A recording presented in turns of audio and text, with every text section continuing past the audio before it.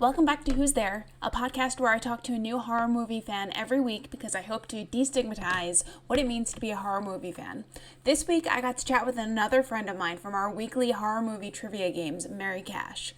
In this episode, we talk about why she thinks that seemingly sane people love horror movies, where her fear of dolls came from, and if she's still afraid of them today, and who she would spend quarantine with. She also told us about a horrifying moment at her job as a pharmacist where she thought she was going to get robbed.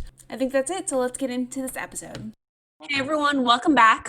Thanks for joining this week's episode. I'm joined by my friend Merri. We play horror movie trivia together every weekend, and I knew she'd have interesting things to say. So without further ado, let's bring Merri on. Hey Merri, how are you? Hey, good. Doing good. How are you? Good, thanks. Thanks for being here, and thanks for coming on and taking the time. Tell the listeners a little bit about yourself. I'm in my mid-30s. I live in eastern Tennessee, around the Knoxville area. I work in a very small town situated in Union County as a pharmacist. I'm a retail pharmacist. That's pretty much all I do right now because COVID. So I could literally go to work and home. I am married. I don't have any kids. I do have a dog named Bender, and I love him to death. He is my child. So that is my life right now. I would assume because of that fact, you really appreciate the website Does the Dog Die? Oh, absolutely. Absolutely. Yeah. As soon as I see a pet in a movie, I'm like, oh God, oh no. Yeah, same. So first things first, what's your favorite scary movie? My favorite scary movie of all time, probably, I would have to say The Thing by John Carpenter. I love that movie. It's one of those movies, like if it's on, I'm going to watch it. And I've been that way since I was little. It's like, oh, The Thing is on. That's awesome. Why do you love it so much? I don't know. I think it's just because it's so well done. Like you have Kurt Russell in it, which is a plus, you know. And you just have this alien thing that's just running around, you know, pretending to be people, but when it comes out, it really comes out. It's not just like some made up, you know, gray alien that people draw when they have encounters or whatever. It's, you know, tentacles everywhere and crazy limbs and 6 heads, and it's just cool. It's a cool movie. Awesome. I will have to check it out. It's been on my list for a long time, but I hear everyone loves it, and now hearing that you love it too is meaning I really have to go watch it. This is becoming a theme with people coming on the show. They're like, this is my favorite scary movie. And I'm like, I'll have to watch it at some point. Yeah, I will warn you, the dogs. There are dogs, and they do not make it. Well, I know beforehand. So. Yeah. Just remember they're fake. They're fake dogs. All the real dogs are okay. Yes. No dogs were harmed in the making. Right. Why do you think people who seem perfectly sane love horror movies? For me, I think perfectly sane seeming people, because, you know, people can seem really sane, but on the inside, they're just completely chaotic, you know, and crazy. But I think people love horror movies because it's a way to kind of feel real world fear. It's a way to express all that and get it out in the open without being judged. It's a safe zone. You know things are going to end up okay, you know, but you get that out. That makes sense. Yeah. Do you have any favorite horror movie directors? So directors, I don't really pay much attention to, and I really should, because I feel like they're the ones that are bringing all this horror to everybody. And I'm just like, I don't care who you are. Just show me what you make, you know, which is awful. But I do have 3 horror movie directors that I do recognize and that I love. And the first one's John Carpenter. Of course, you know, he's the director of The Thing and all that, you know. I've always loved his stuff. Sam Raimi is another one, like Evil Dead 2. I love it. It's the fun kind of horror, you know, the fun, gross, weird horror. He makes it kind of lighthearted. And the third one is James Wan. And the only reason I know him is because he's made the whole Conjuring series and Annabelle's and all that stuff. And, you know, I've paid a lot of attention to him because I love those movies. Yeah. So, yeah. Those are great. I love those. Yeah. Except for The Nun. The Nun was terrible. Yeah, that was not a good one. We'll just leave that aside. That didn't happen. It's fine. Yeah, we'll wipe that from his IMDb. It's kind of like when your teacher says you can drop the worst quiz at the end. That's what we're doing with that. Do you ever just sit down at night and think, I want to watch a horror movie? And if you, Oh yeah. how do you pick something to watch? If you want to watch something new, I mean. So it depends on my mood. Every day I think to myself, what horror movie do I want to watch today? Like that's one of my first thoughts in the morning is when I have a day off. I'm like, oh, I can watch a movie. What horror movie is it going to be? Is it going to be something I've seen before or something new? If I'm looking for something new, it just depends on how I feel. I'm like, okay, well, do I want to see somebody get possessed by a demon today? Am I in like a dark thinking kind of mood? Or am I in like a mindless, I just want to see some creature rip people apart kind of mood where you don't have to think about things, you just watch?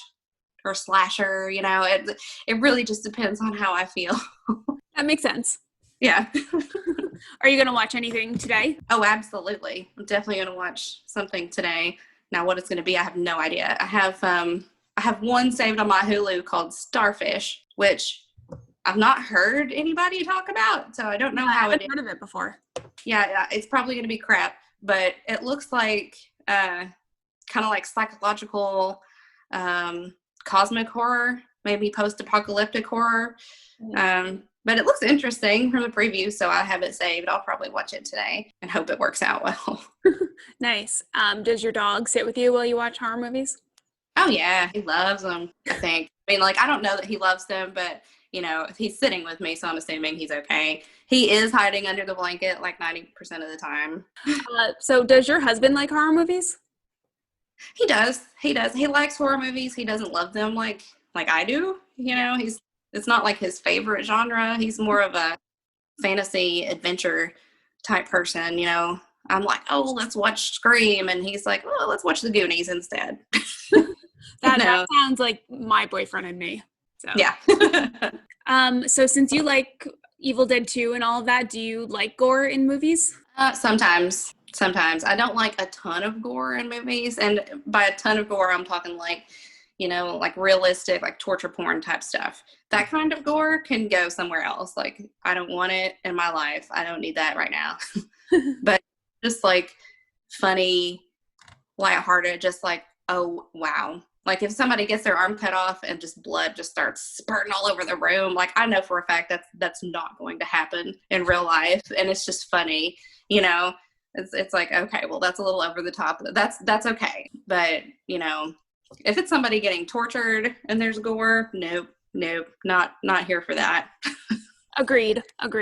So what does happen, since you're a medical professional, what does happen if someone's arm gets cut off? What does the blood? Well, you're definitely going to have some blood spurting out because, there are arteries there. But it's just not going to be like gushing like a fire hose at everybody. It's definitely going to bleed a lot, but it's just not going to be that dramatic. So if you're planning on it, don't expect that. This is not going to happen. So you told me yesterday that you have two big fears, dolls, and when you were little, you hated going to the bathroom. Tell me first about your fear of dolls. Okay, so my fear of dolls came from my cousin when I was about 4 years old. So, I had two inspirations for horror in my life. I had my dad, who loved paranormal anything and supernatural anything and horror as he was growing up. So when he had a kid, he's like, yes, I can finally introduce, a child, a person to this world, and bring them into it. But he was How old were you? Oh, man. As little as I can remember, I was watching some form of horror. So, but he was very, very careful with what he showed me. He wasn't like, here, sit down and watch Pumpkinhead. It was, he was very careful with what he showed me, like Godzilla and stuff like that. That could be scary for a little kid, but it's not, overly terrifying. Now, with my cousin, on the other hand, he was a good, 13, 14 years older than me. If he babysat me, he would be like, oh, what movies did your dad not let you watch? Well, guess what? I'm going to let you watch them.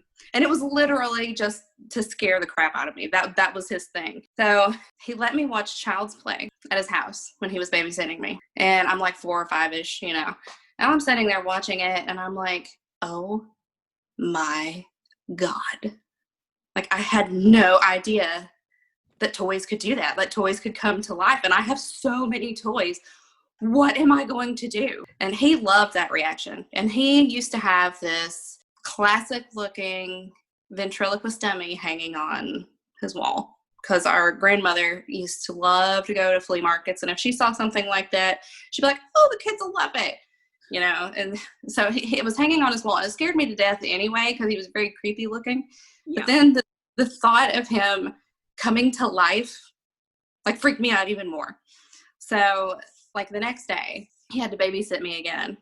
And they dropped me off and watched me go inside. And I walk in and I was like, hey, I'm here. And I got nothing. And I'm like, hello, I'm here. Nothing again. And then from the hallway, from the corner of the hallway, I see this ventriloquist dummy head like pop around the corner. And it says, your cousin's dead, and now you will be too. I scream bloody murder. Now remember, I'm like 4 or 5, right? So I'm screaming bloody murder. I book it out of that house. I run down the street, across the street where I knew my aunt lived. And I go over there and I'm just banging on her door, just screaming and crying. And she comes to the door. She's like, Merri, what are you doing here? And I was like, Ricky's dead. My cousin, he's dead. And she was like, what? Because, she thinks, oh my God, she's walked in on a dead body. He's done something, So she runs all the way back with me, opens the door. I'm still freaking out. I'm begging her not to go in. I'm like, please don't go. Please don't go, And we go in, and he's sitting at the table eating a bowl of cereal, just like nothing's ever happened. And she's like, what the hell did you do to her? And he got into so much trouble for that, because that literally traumatized me probably for the rest of my life. I still have issues with dolls. So did you get rid of all your dolls after that? Oh, no, absolutely not. I did put them in the closet, but they could come out and play when I deemed it all right. They just couldn't be alone by themselves, And then the bathroom thing comes from this movie, and I have no idea what it was. It was some cheesy 80s, 90s movie, but I just remember one scene from it, and it was this woman sitting down on the toilet in this public place in a bathroom stall, and she's like, like everybody else, oh, I have to go pee. And she sits down, and all of a sudden these 2 arms bust through the walls of this bathroom and grabs her by the waist and pulls her through, and she disappears, and there's blood everywhere. And I'm like, oh no, I can't do that anymore. No more bathrooms. No more bathrooms. And Unsolved Mysteries didn't help, because with alien abductions, I'm like, wait, they can take you from anywhere? I'm like, what happened to that woman? Oh, so you were afraid that an alien was going to abduct you from the bathroom? Absolutely. Because I was by myself in the bathroom. I was like, no, if they're going to do it, it's going to be right here. That seems reasonable, I think. Oh, yeah. It was totally legit to me. Well, I have to say, Sydney Prescott would have been really proud of you for actually leaving the house after your cousin pretended to be the ventriloquist instead of running up the stairs. So, good job. My daddy didn't raise no fool. That's why he set me down watching horror movies. He's like, you see what they're doing? Don't do that. Run. Did you grow up in like a rural part of Tennessee? Oh, absolutely. Yeah, I grew up in actually the same little town that I am a pharmacist in now, but I grew up like on the outskirts of that town, so we were surrounded by woods, like nothing else. We had like our cluster of family that was just like right next to each other, so like we all lived like less than a mile away from each other, but we were completely surrounded by woods. So we had, besides family, our closest neighbor was like probably, I don't know, like a 1.5 miles, 2 miles away. It was very isolated. Oh my goodness. That reminds me of where Sydney's house was in the first Scream, because all their houses were really far away from each other. You hate dolls still to this day, right? Yeah, I'm very picky about dolls. Like, it has to be a stuffed animal, or like one of those like really squishy animals that you can get now, like those Squishimals or Squishmallows or whatever they're called. I'm okay with that. I not like realistic looking dolls. No, thank you. Did you see the new Child's Play? I did. It was okay. It was better than I thought it was going to be. Mm-hmm. I still prefer the old one. I think the old one's scary, obviously for me, but I think the old one is scarier. But they did a pretty good job with it, modernizing it, I think. Yeah. Okay. Awesome. Yeah. No, I saw the most recent one. I haven't gone back to watch the other ones because the concept just seemed very frightening to me. Not that I have dolls around anymore, but I grew up with American Girl dolls. Were you familiar with them? Yeah. When I was maybe 7 or 8, I watched the Twilight Zone episode when it was a TV show of Talking Tina. Mm-hmm. Yeah, and after that, my American Girl doll slept in the guest room. Yep, exactly. Yeah, I remember my mother coming in and being like, "Why is Molly in the guest room?" I was like, "She just wanted to be there. I don't know." Yeah, because she told me that's where she wanted to live. I don't know. You wanted to leave us, Mom. Jeez. You gotta respect the doll. Don't question my parenting methods. I just found I watched session 9 last night and I didn't really understand the ending. It was like very vague. Have you ever seen that movie? I have not seen that. It's on my watch list, but I have not seen it yet. Good. It's actually really creepy with hardly any blood. I was directed to a YouTube channel called Found Flicks, and they do like a ending explained video for like a lot of horror movies. So I was watching a bunch of those before this because I was like, oh, rabbit hole, and now I have something to do before we record. And I watched the ending explained for The Boy 2. Not that was really hard to, figure out what happened, but I was just like, oh, let's revisit this movie. And so that's another doll movie. That's really fun. Have you seen that one? I've seen The Boy. I have not seen the second one. It was fine. They sort of made it despite completely ignoring the first movie, sort of. But yeah, because it's supposed to be. It wasn't the doll that was haunted in the first movie. It was the kid living in the walls, or the adult now living in the walls, and now in this one, the doll is haunted. So. Oh, okay. Well. But they kind of give an explanation for that, so I don't know. It's weird. All right. Well, I mean, I'll give it a shot at some point. I'll watch it.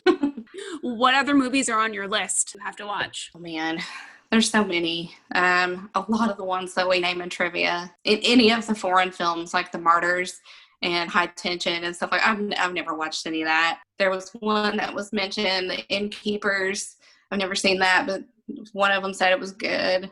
Session 9, I've never seen. God, I don't know. That Stardust movie I was telling you about. I just watched one that was on my list called Dustwalkers, which was a waste of my time. What was it about? It was about, it's a movie based in Australia, and it was about this meteor hits Earth, and this organism starts infecting people, and these people are like going nuts, and it's kind of sort of turning them into zombies, but they're not eating each other. They're going and killing their loved ones sometimes, and it makes no sense. The whole thing just didn't make any sense to me. And then there was this monster all of a sudden, and you're like, well, what the hell is this? It's like, where does this come in? Is this the thing that's infecting everyone? And it turns out it wasn't. It was something completely different. And I'm like, this is bullshit. I'm like, I just wasted like 2 hours of good movie time on this. Where'd you stream it? It was on Hulu, and the acting was awful. Was there anyone of note in it? No. And I don't usually, I give horror movies a pass on acting sometimes, because sometimes you're like, it's horror. You can't expect, Grammy Award winning performance most of the time. But this was just bad. This was one of those where I'm like, God, I could take my dog outside and make a better movie than this. It was this bad acting and horrible writing, and it's like they had really good ideas, but they didn't know how to execute them. So that was just I was down for the rest of the day, because I'm like, oh man, my luck is sucking right now. Movies. All right, well, go watch Session 9 tonight. It might redeem your luck. I totally will. So the Annabelle movies, do those really freak you out, or? In a way, they do, because it's still living doll, but it's not like living doll. If they showed her walking around and stuff like that more often, I would be more terrified, but she doesn't. It's more of this doll is haunted by this demon in the background, it's still scary, but it's not like the living doll thing that I'm scared of, you know. She's just more of a cursed object kind of thing. Have you ever gone back and watched any horror movies with your cousin that scared the crap out of you? Oh, no. No. No. I don't really talk to him much anymore. Okay. Well, maybe that's for the best. Yeah.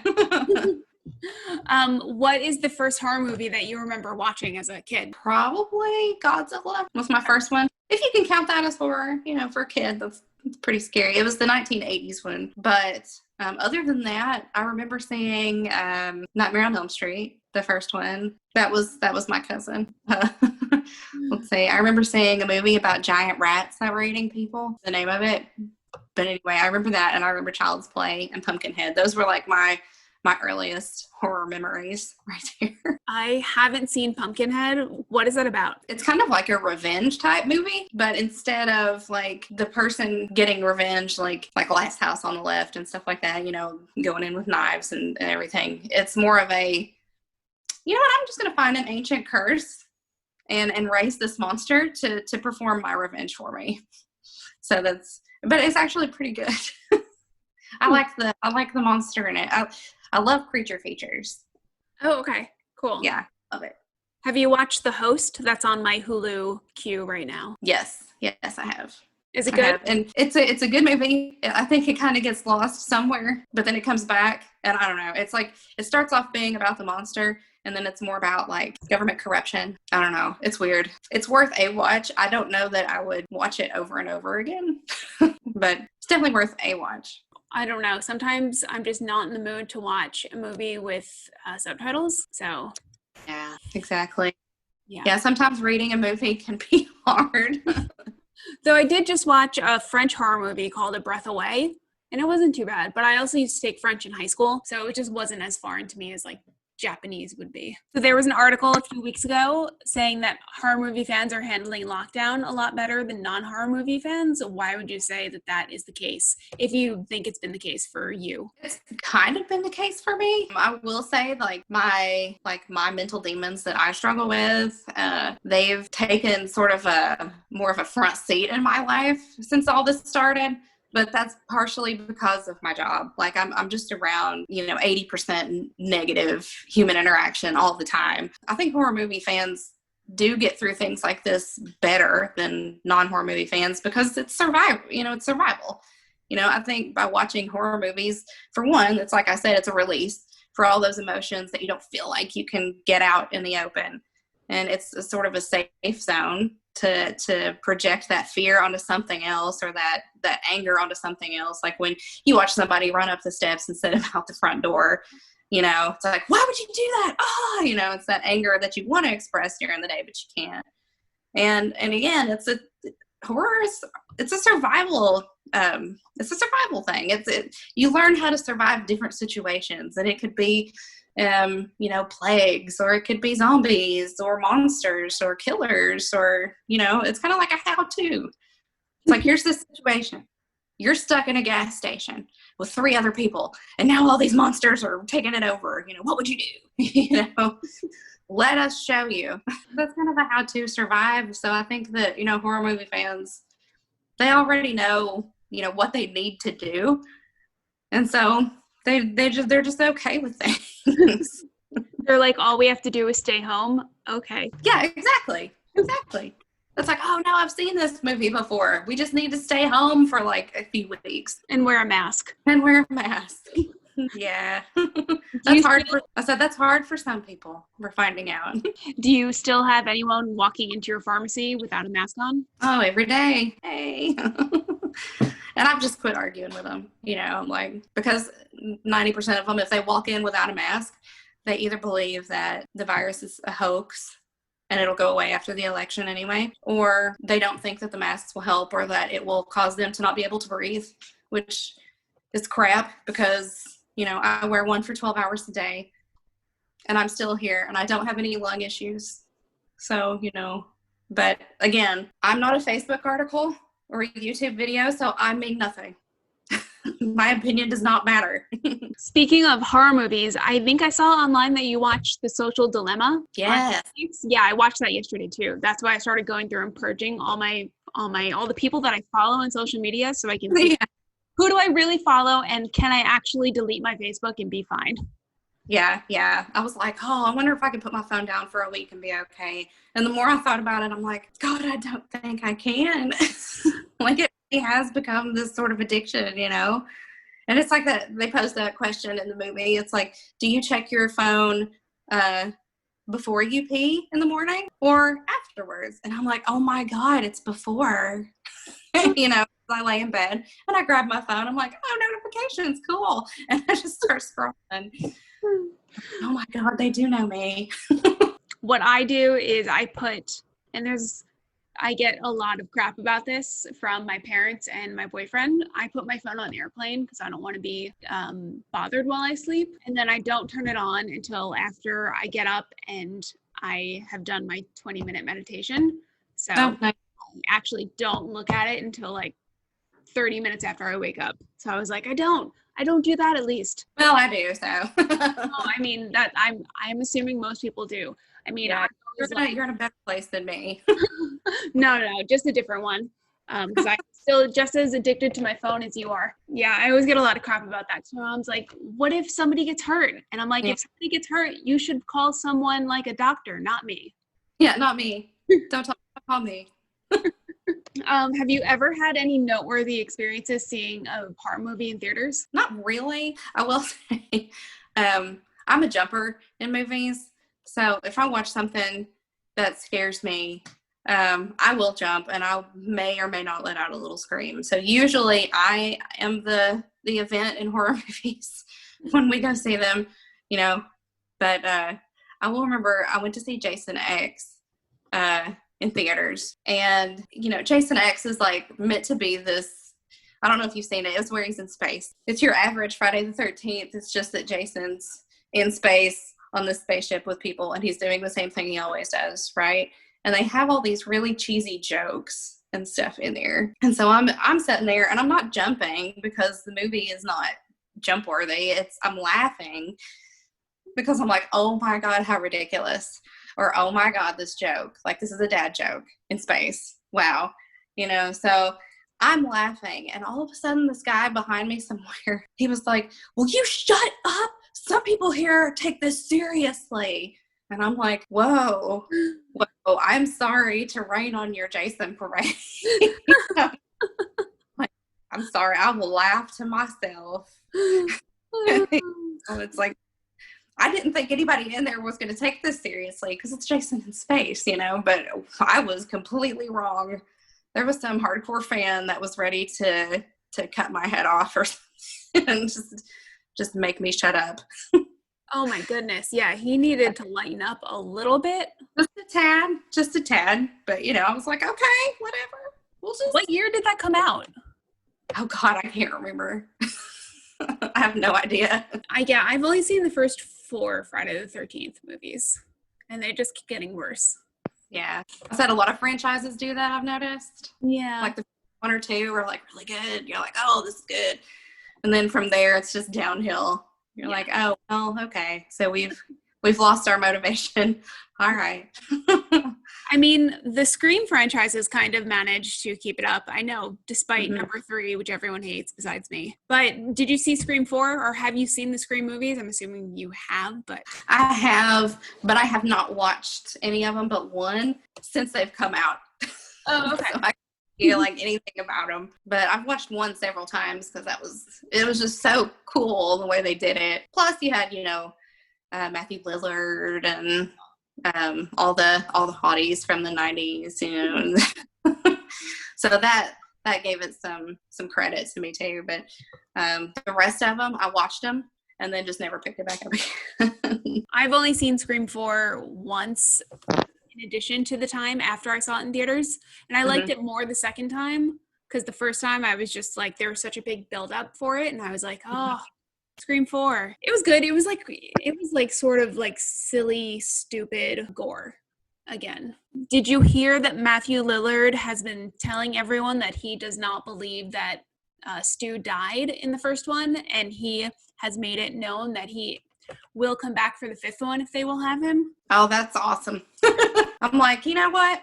I saw him die, or did I? You know, it's like with movies, they can do anything. It's like, nope, just kidding. You know, he took his EpiPen shot in the morning because he got stung by a bee and his heart just started beating again.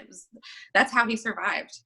You know, you can think of anything to bring back characters. If he was in the fifth one, I would not be mad. Yeah, definitely. I think that would be a fun twist. He should be one of the, because I don't know, from a medical standpoint, would you die? Definitely, for sure, if you had a TV like smashed on your head. I mean, usually, yes. I guess it kind of depends on where it hits and how bad the damage was. Mm-hmm. You know, usually that's going to probably kill you. But, you know, hey, stranger things have happened. You know, there's been people shot in the head before and they lived. All right. You know? So, Matthew Lillard, if you're listening, and I know you are, you probably are not coming back for Scream 5. Unless it's a flashback. If you do. Yes, if you want to do some sort of Jason or Michael magic and come back, even though you should definitely be dead, we would be okay with that. Yeah, I'm okay. I will let that one slide. What was the last horror movie that you saw in theaters, and do you miss seeing horror movies in theaters? Oh, God, I miss it so much. I honestly don't remember what the last horror movie I saw in theaters was. It's probably It Chapter 2 was probably the last one. God, I can't remember much past when COVID started. I know the last movie I saw in theaters was Bloodshot. And that's only because, like, that was the day that I said goodbye to my friends and stuff because we were all going into quarantine. And that's the only reason I remember that movie. Not to say it was like, it's a good popcorn movie. It's a comic book movie, you know. But that's the only one I remember. But I do remember seeing It Chapter 2 in theaters. That was probably the last horror movie I saw. Nice. Yeah, I definitely miss going to theaters. I was on AMC A-list. So I would go whenever, and it was so nice. Oh, yeah. Love it. I have all these points saved up with Regal. I'm like one of their, you know, diamond platinum customers or whatever because, you know, we were going to the theater all the time. And I have all these points sitting there now that I can't use to get snacks or anything like that. And I know they've started to reopen theaters, but here in Tennessee anyway, it is just not an ideal time to go. Yeah. What movie are you most upset that has been postponed due to COVID? There's been The Conjuring 3, Candyman, A Quiet Place 2, Halloween Kills. All of them, but I am most upset about the movie Antlers, and I don't know if you remember seeing the previews for that one. I may have opted out of watching that trailer, but go on. Why are you? So, for one, it's Guillermo del Toro, which is amazing.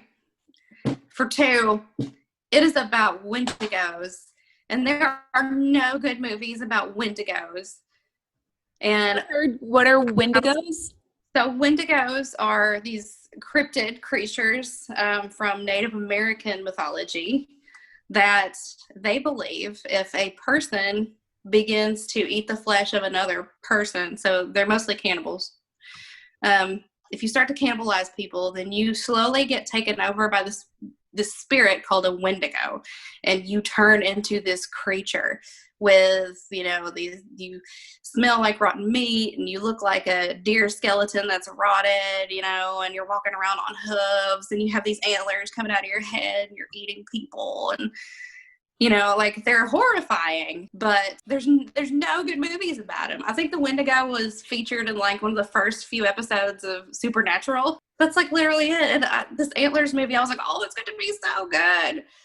And then it just disappeared. And I was like, no, come back. It's like, put it on demand. I'll buy it. I promise. Oh, well, that's cool. I will probably fall into a Google K-hole after this, Googling Wendigos. Yeah, they're scary. Oh God, there is a documentary that features a Wendigo that I really like. I have it saved on my on-demand, on my Comcast box. I think it's called Helltown, but it's like a mockumentary. It's not real. So, you know, don't watch it and think, oh my God. But it's made very well, and it's scary, and I loved it. And it's about a Wendigo, so I would definitely recommend that. Since you love Guillermo del Toro, whose name I obviously can't pronounce, did you like Scary Stories to Tell in the Dark last year? Oh, yeah. Yeah, I love that. That was like my childhood coming back, you know. So much more thankful for them just being like stories and not real. Yeah, I have the books somewhere. So Me too. Me too. We should do a horror movie night, horror movie trivia night one night where we like read the stories after the trivia or just in place of the trivia. Ooh, yeah. Everybody can like turn their lights out with a candle underneath them and just read stories. Did you like The Shape of Water? I did like The Shape of Water. I mean, it's not really horror to me. It's more like science fiction romance, but I did like it. You know, I thought it was cute. It was kind of like a really weird retelling of the whole Little Mermaid thing, you know, because if you think about it, you know, it kind of hints at maybe she had something to do with these creatures at some point because, you know, she has like those weird marks on her.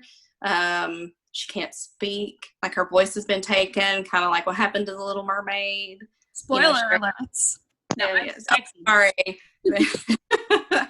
But, you know, it just kind of hints at that, like maybe there's more to her with these creatures than it would seem, you know. That's interesting. I hadn't thought of that. I watched it for the first time. I think I watched it on a plane back from somewhere once. I was just like, this isn't scary. This is not a horror movie. And why is she so into a fish?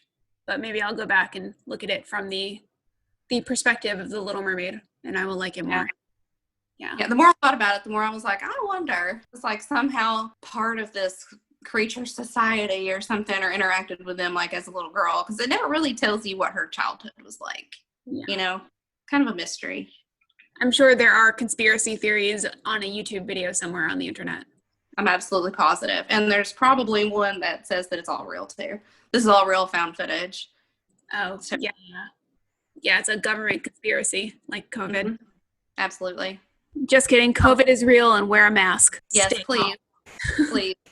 And we promise you it did not come from fish people in a government lab. That's not what happened.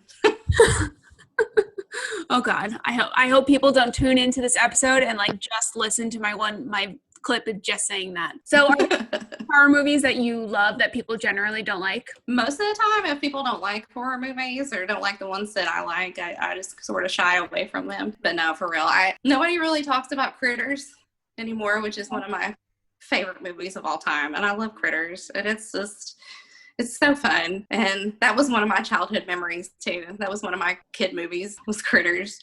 But I think that most people probably hate Critters. I've never seen it, but I'll watch it. I remember you talking about Critters before during trivia. That's why I name a horror movie starts with a C. Critters. It's amazing how stumped we all become when we get one of those questions. And then as soon as we're like, I don't know, everyone has like 17 different options of movies that are so common. Absolutely. Yeah. It's like at 4 a.m, you wake up and think of like 20. If you could remake one horror movie, which one would it be? So when you say remake, do you mean like reboot? Or do you mean like remake because it was crap? Remake because it was crap. Maybe reimagine is a better say it. So I really wish that they would try to reimagine the whole Predator and Alien franchises after the second movies of each one. It's like they have these awesome creatures and this awesome story to work with, and you just take it and you shit on it. You know, and it just slides down the hill from there. You know, it's like, please just try harder, because I feel so bad. Like I love Predator and I love Alien, and they're just not getting the love they deserve. I feel like a lot of people really like Alien and Aliens. Yeah, after the second one, I'll watch it, but you know, because I want to support them. But I've never watched any of the sequels past the second one and said to myself, yes, this is a good Alien movie, or this is a good Predator movie. It's like, why have you done this? Do you have any horror stories from during quarantine while you've been at work? I've not have really had any horror stories like during quarantine, you know, just people being people.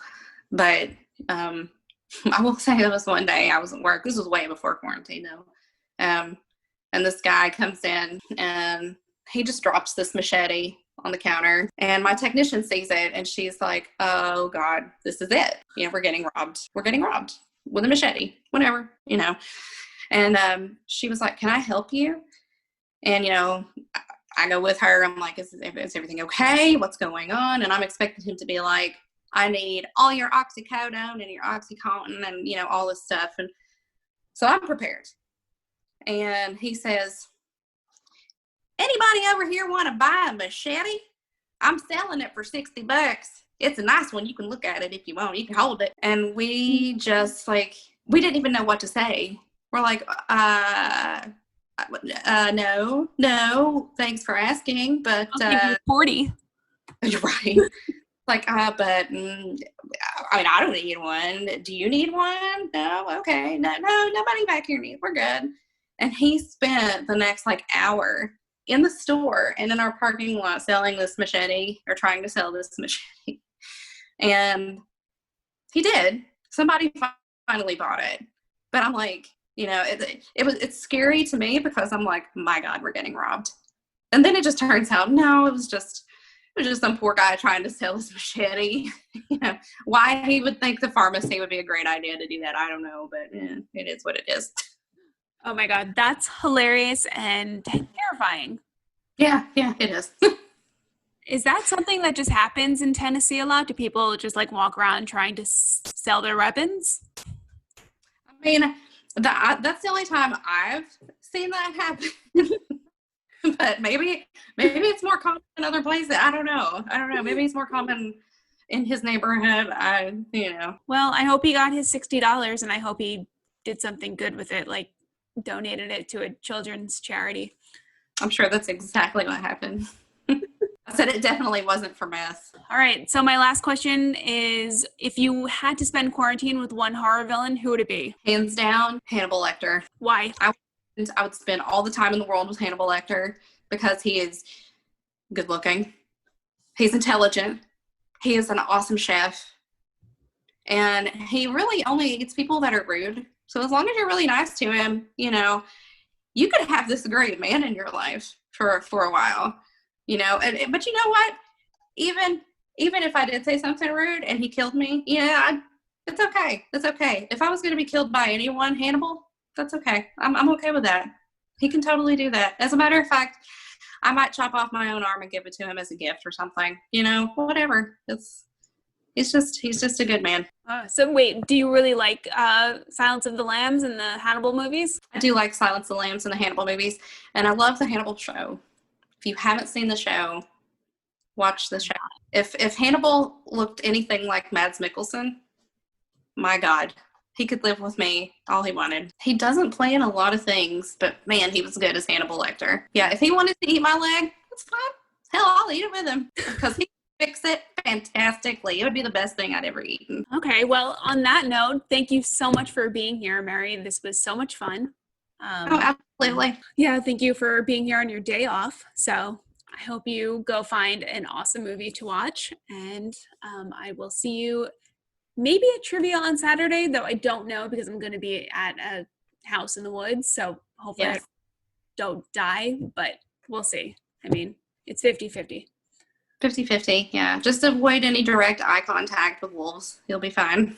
Yes, yeah, I don't want to turn into a wolf. I have to find a mountain lion and then stare into its eyes. All right, well, thank you so much for being here. I'll talk to you soon. All right, see ya. Have a good day. Bye. That's it for this week's episode of Who's There. I hope you enjoyed my conversation with Merri, and thanks again to Merri for coming on. As always, we'd really appreciate it if you'd take a second to rate and review us on Apple Podcasts and subscribe to our feed wherever you listen to your podcasts. We'll shout you out on Twitter if you leave us a 5-star review. Thank you to everyone who's already left us one. We really appreciate it, and it really helps people find us. You can follow us on Twitter at Who's There Pod. We're on Instagram at Who's There Podcast, or you can feel free to shoot us an email at thewho'stherepod@gmail.com if you have any questions, comments, concerns, horror movie recommendations, or you'd like to be a guest. Until next time, stay scary and wear a mask.